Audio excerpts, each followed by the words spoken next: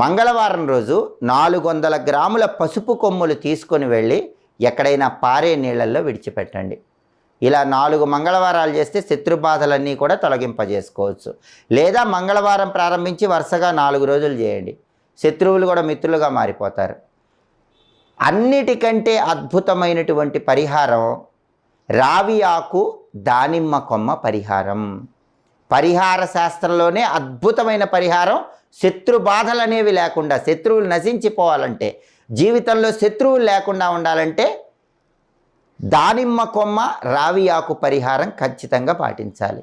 ఈ దానిమ్మ కొమ్మ రావి ఆకు పరిహారం ఏంటంటే, ఆదివారం రోజు ఒక రావి చెట్టు ఆకు తీసుకొని ఆ రావి చెట్టు ఆకు శుభ్రంగా నీళ్లతో కడిగి దాన్ని ఆరబెట్టి సిద్ధం చేసుకోవాలి. ఆ తర్వాత దానిమ్మ చెట్టు కొమ్మ లేదా దానిమ్మ చెట్టు కాడ ఒకటి తెచ్చుకోవాలి. మనకి చందనం అని లభిస్తుంది.